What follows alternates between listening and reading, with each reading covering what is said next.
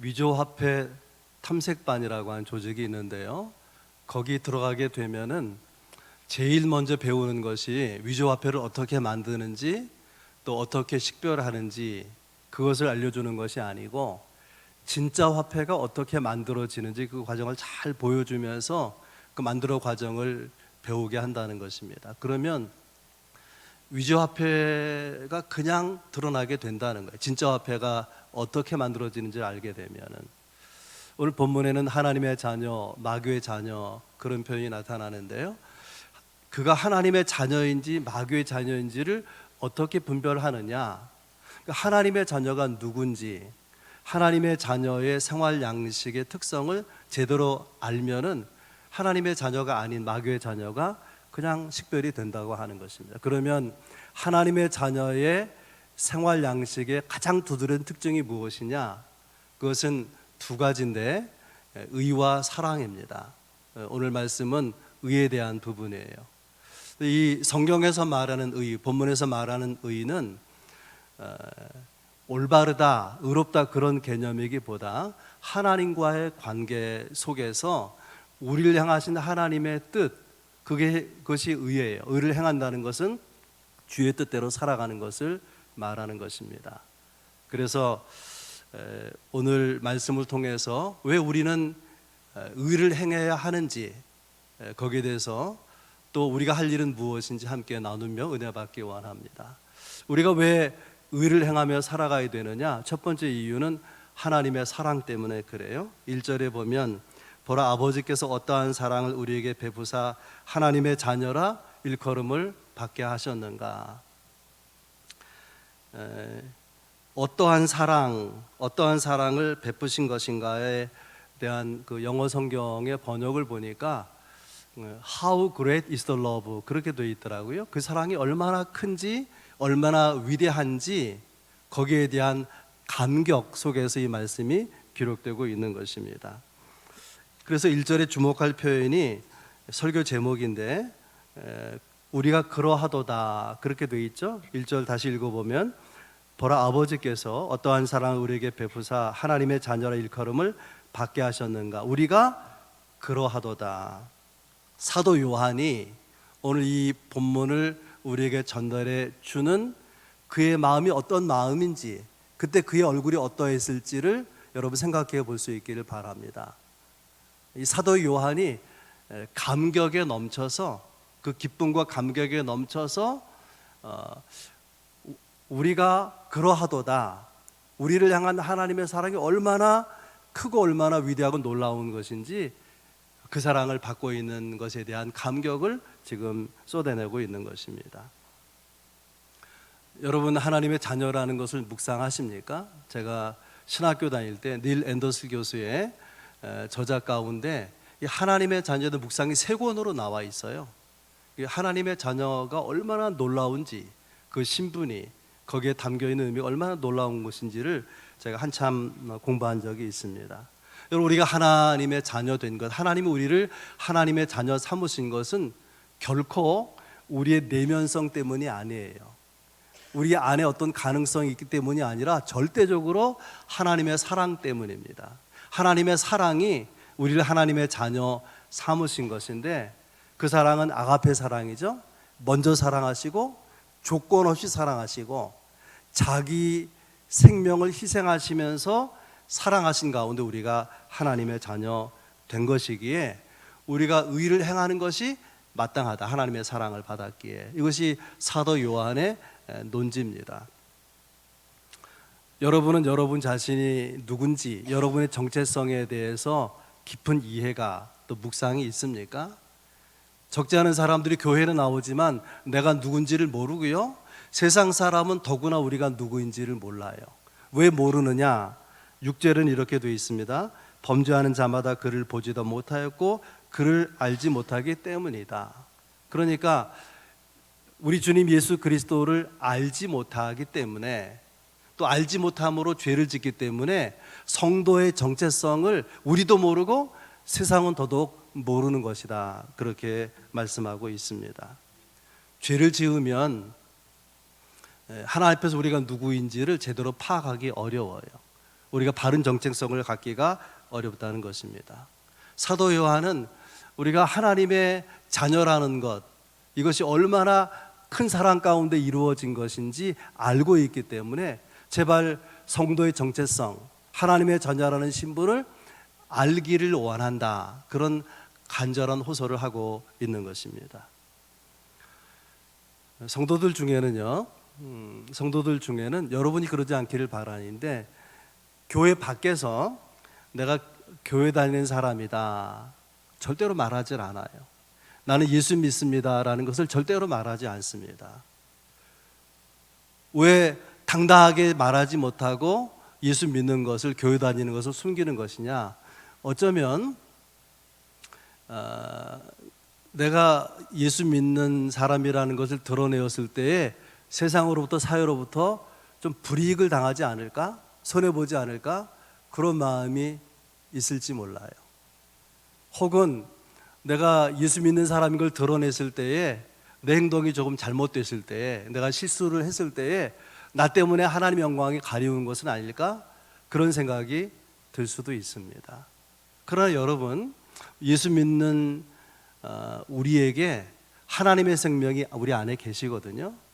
그래서 그 생명이 우리 안에 작동된다면 어떻게 우리가 하나님의 자녀인 것을 숨길 수 있겠는가? 여러분 생각해 볼 수 있기를 바랍니다. 언젠가 말씀드린 이야기인데요, 학교에서 정말 처음으로 100점을 맞은 거예요, 아이가. 그래가지고 이 아이의 마음은 빨리 가서 내가 100점 맞았다는 기쁜 소식을 엄마한테 알려줘야지. 그래서 막 그냥 달려오는데, 이렇게 학교에서 집까지 오는 동안에 얘가 막 그렇게 달려오는 모습을 보면서 누가 비아냥을 거려요. 과거 같으면 기분이 나쁘고 마음이 불편하고 그럴 텐데 하나도 마음이 상하지 않는 거예요. 왜 그럴까요? 속에 기쁨이 넘치기 때문에. 그 기쁨을 감출 수가 없는 것이죠. 우리가 하나님의 자녀가 되고 내 안에 하나님의 생명이 작동하게 될 때의 그 기쁨은 감출 수 없는 것이라 그런 뜻입니다. 이런 하나님의 자녀에 대한 감격을 가지고 사도 요한이 이 서신을 쓰는데, 2절 3절은 이렇게 돼 있어요. 사랑하는 자들아, 우리가 지금은 하나님의 자녀라. 장래에 어떻게 될지는 아직 나타나지 아니하였으나 그가 나타나시면 우리가 그와 같을 줄을 아는 것은 그의 참모습 그대로 볼 것이기 때문이니, 주를 향하여 이 소망을 가진 자마다 그의 깨끗하신 것 같이 자기를 깨끗하게 하느니라. 저도 처음에 이 본문을 읽을 때에 무슨 말이지? 이런 생각이 들더라고요. 이해하기가 쉽지 않은 내용입니다.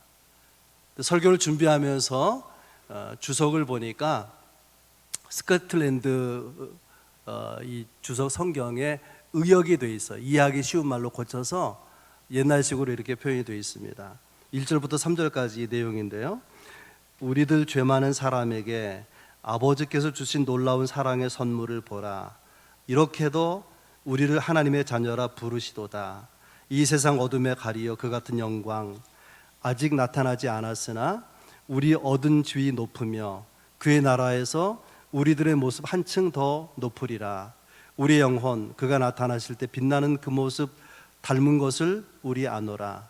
그의 영광 온전히 드러나 우리들 주의 모습 밝히 보리라. 그렇게도 높은 소망, 그렇게도 거룩한 소망, 온갖 시험 참고 견디어 그리스도 친히 깨끗하심 같이 내 영혼 육과 죄로부터 청결케 하리. 조금은 더 이해할 것 같지 않습니까? 우리가 주님과 같은 정도로 거룩해질 수는 없고 주님처럼 될 수는 없다는 거예요. 여러분 그렇지 않습니까? 우리가 아무리 주 안에서 말씀과 성령으로 거룩해져도 우리가 예수님과 똑같이 될 수는 없죠. 그는 하나님이시고 우리는 피조물이니까. 그러나 주님을 비슷하게 닮아갈 수는 있는 것입니다. 그렇게 자기를 이렇게 경건 생활하면서 주님을 닮아가는 가운데 주님 앞에 서게 될 때에 그때의 그 모습이 얼마나 아름다울까를 생각하니까 이 세상에 사는 동안에 아무렇게나 살지 아니하고 그 소망을 가진 자마다 자기를 깨끗하게 한다. 오늘 본문이 그런 내용입니다. 아무튼 사도 요한은 하나님의 자녀의 신분, 그저 얼마나 하나님 큰 사랑으로 이루어진지 알기 때문에 이렇게 말하는 거예요. 우리가 하나님의 자녀된 것은 하나님의 선물이다. 이 하나님의 자녀라는 것은 놀라운 하나님의 특권이 우리에게 주어진 것이다. 그런데 안타까운 것은 이것을 세상 사람들이 우리가 그런 존재라는 것을 모르기 때문에 보다도 성도 스스로가 모르고 살아가는 것이 너무 안타까워서 이 하나님의 자녀가 얼마나 놀라운 사랑 가운데 존재하는지를 제발 알고 살아가기를 원한다. 그렇게 말하는 것입니다. 이런 소망을 가진 자마다 자기를 깨끗하게 의롭게 하느니라. 그래서 우리가 의롭게 살아야 될 첫 번째 이유는 하나님의 사랑 때문이라. 두 번째, 우리가 의를 행하는 이유, 의롭게 살아가야 되는 두 번째 이유는 예수님의 은혜 때문입니다. 5절에 그런 예수님이에요. 그가 우리 죄를 없애려고 나타나신 것을 너희가 아나니 그에게는 죄가 없느니라. 예수님이 나타나셨다는 것은 세상에 사람의 몸을 입고 오신 성육신 사건을 말하는 것입니다. 왜 하나님의 아들이 사람 되어 이 땅에 오셨는가? 그것은 우리의 죄를 없애려고. 우리의 죄를 없애는 방법은 죄가 없는 분이 우리의 죄를 대신 담당해야 되는 거죠. 그래서 죄 없는 하나님의 아들 예수님이 이 땅에 오셔서 우리의 죄를 대신 짊어지고 우리가 받을 형벌을 대신 받으시고 우리의 죄 문제를 해결하시고 그 결과가 하나님의 자녀가 된 것이기 때문에 이런 예수님의 은혜를 받은 사람은 어떻게 사는 것이 마땅하다는 거예요? 의롭게 사는 것이 마땅하다는 거예요. 세 번째, 왜 우리가 의를 행해야 되느냐? 성령의 역사하심 때문에 그래요. 오늘 본문을 읽다가 우리 여러분이 음식을 먹고 갑자기 목에 걸리면 불편한 것처럼 굉장히 불편한 말씀이 6절과 9절에 나오는데요. 6절에는 그 안에 거하는 자마다 범죄하지 않는다. 9절에는 하나님께로부터 난 자는 죄를 짓지 않는다. 쉽게 말하면 하나님의 자녀는 죄를 짓지 않는다는 거예요. 근데 여러분 현실은 어떻습니까? 내가 예수 믿고 하나님의 자녀가 되었는데 여전히 때로 죄를 지을 때가 있단 말이죠. 그러면 나는 하나님의 자녀인가 아닌가 헷갈리죠. 그래서 오늘 본문은 참 오해하기 쉬운 구절일 수밖에 없는데요. 그래서 유진 피터슨이라고 하는 분이 메시지 성경에서 이 부분을 해석해서 설명하는데 죄를 짓지 않는다라고 하는 것은 습관적으로 계속적으로 죄를 짓지 않는다라는 것을 말한다고 해석을 했어요. 영어 성경에도 보니까 하나님께로부터 난 자는 영어 성경이 이렇게 표현합니다. No one will continue to sin. 어떤 누구도 계속해서 죄를 짓지는 않을 것이다. 그렇게 번역하고 있습니다. 그러면 어떤 근거로 하나님의 자녀는 계속적으로 또 지속적으로 죄를 짓지 않는다고 말하느냐? 하나님의 씨가 그 속에 거한다는 거. 오늘 말씀에 보면 하나님의 씨가 무엇인가를 성서학자들은 하나님의 말씀, 하나님의 생명, 하나님의 성품. 예수 믿을 때 하나님의 생명이 내 안에 들어오고 하나님의 말씀이 나를 지배하고 하나님의 성품을 우리가 닮아가게 되기 때문에 그래서 우리는 계속해서 지속적으로 죄를 짓는 것은 아니다 라는 거예요. 이걸 가장 쉬운 말로 바꾸면 성령이 역사하기 때문에 그래서 죄가 있으면 영원히 갑갑하죠. 그래서 하나님 앞에 죄를 토해낼 수밖에 없어요. 그러면 주님은 우리의 죄를 용서해 주시고 정결해 주시면서 우리는 거룩하게 살 다짐을 갖기 때문에 살다가 죄를 지을 수는 있지만 습관적으로 계속적으로 죄를 짓는 것은 아니라고 하는 거예요. 바울사도 이렇게 고백합니다. 그가 얼마나 뛰어난 믿음의 사람이고 얼마나 훌륭한 주의 종입니까? 그럼에도 불구하고 로마서 7장에서 이런 고백을 해요. 내 안에 선을 행하는 마음이 있는데 선을 행하지 못하고 원하지 않는 악을 행한다는 거예요. 오라 나는 공고한 사람이라 이런 사망의 상태에서 누가 나를 건져낼 것인가?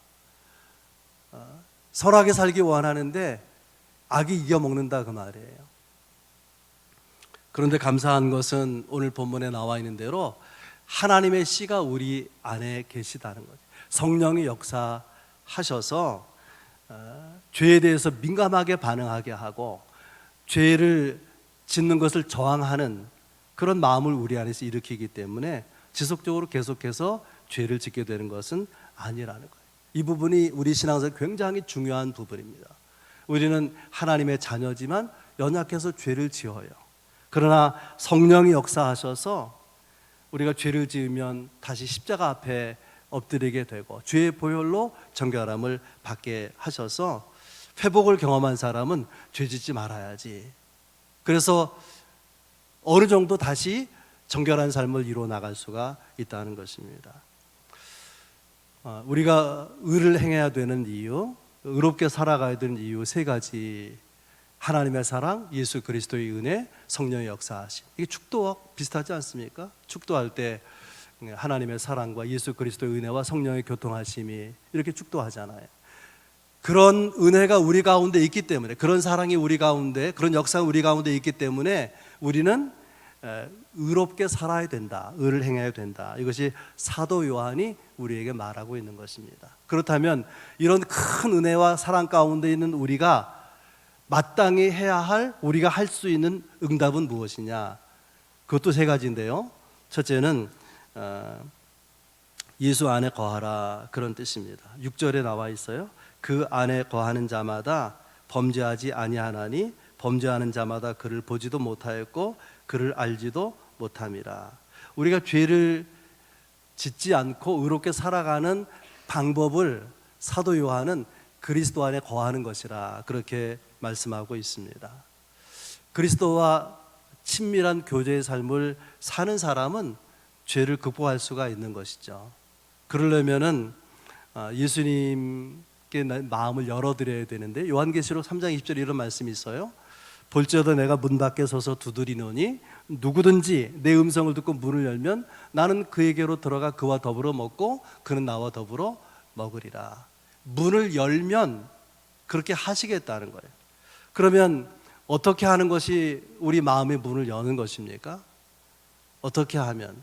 우리가 마음의 문을 열기만 하면 주님이 우리 안에 들어와서 거하시고 식탁을 함께 나누는 친밀한 교제의 삶을 나누어 주시겠다고 하는, 어떻게 우리의 마음을 여느냐?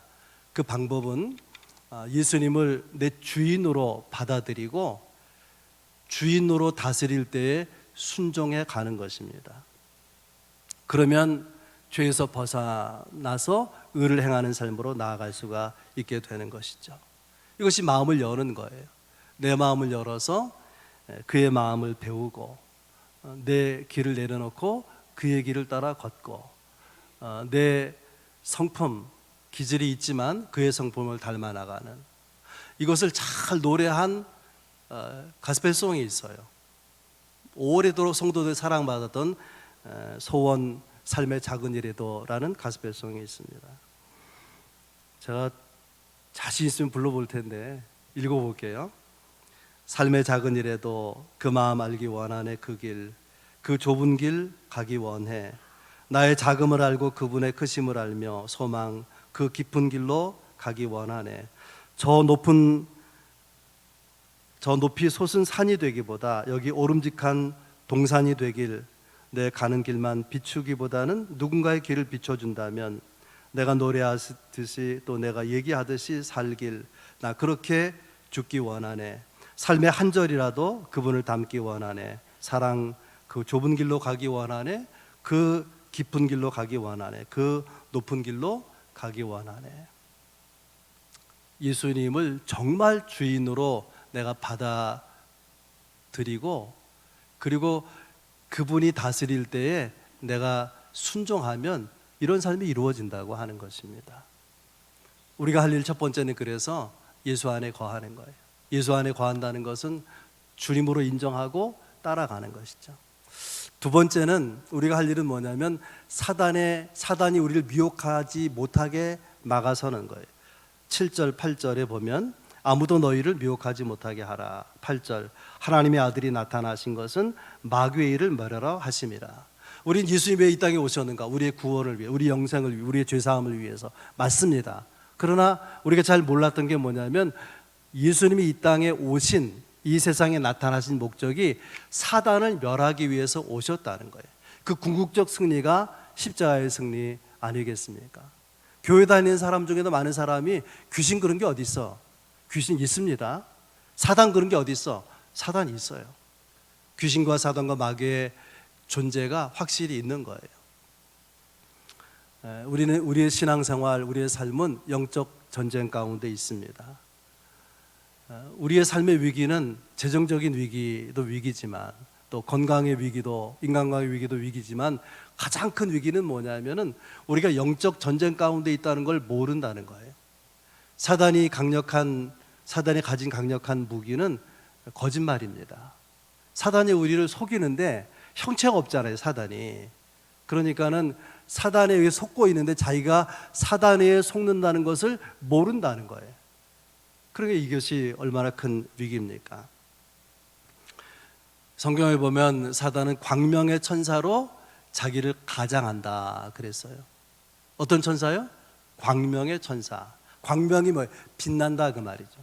우리는 사단 마귀가 도깨비 방망이 들고 뭐 작은 악마같이 머리에 뿔이라도 달리고, 절대로 사단은 그런 모습으로 안 나타납니다. 사단은 이게 빛처럼, 빛은 하나님이신데 자기를 빛처럼 가장하는 거예요. 가장 이상적이고 가장 합리적이고 또 가장 도덕적이고 착한 사람처럼 보이고, 그런 가운데 와서 우리를 속이기 때문에 그냥 속아 넘어가게 되는 거죠. 왜 그렇게 자기를 가장해서 우리를 미혹하고 속이는 걸까요? 사단의 목적은 우리로 하여금 하나님으로부터 멀어지게 만드는 거예요. 우리에게 죄를 짓게 만드는 거예요. 그래서 우리로 하여금 하나님에게서 멀어지게 하는, 또 하나님에게서 떠나게 하는, 죄를 짓게 하는 모든 역사의 배후에 뭐가 있다는 것입니까? 사단의 역사가 있다고 하는 거예요. 하나님은 우리에게 사랑을 요구하시는데 자꾸 미워하는 마음이 생기는 거예요. 하나님 우리에게 신뢰, 믿음을 가지고 살길 원하는 자꾸 의심이 되는 거예요. 하나님을 감사하며 살기 원하는 자꾸 마음에 불평이 생겨나게 되는 거예요. 저 그런 얘기를 들었어요. 어떤 성도가 마음이 불편해가지고 교회를 안 나올까? 그런 생각을 한다는 거예요. 그럴 만한 이유가 있지 않겠습니까? 그러나 배후에 사단의 역사가 있다는 것을 우리가 알아야 될 것입니다. 구세군의 어머니라고 불리는 캐더린 부스라고 하는 여자분이 있는데, 이분은 구세군의 창시자인 윌리엄 부스의 아내예요. 그가 8명의 자녀를 낳았는데 8명을 전부 훌륭한 인물로 키워내고, 특별히 하나님 나라 복음 전파에 쓰임받는 하나님의 사람으로 키워냈습니다. 하나도 어려 8명 전부를 그랬어요. 그래서 이분에게 와서 당신 참 훌륭합니다. 어떻게 그렇게 자녀를 훌륭하게 키웠습니까? 자녀 교육의 비결이 무엇입니까? 그때 이분의 유명한 대답이에요. 언제나 악마보다 앞섰습니다. 나쁜 습관을 배우기 전에 좋은 습관을 가르쳤습니다.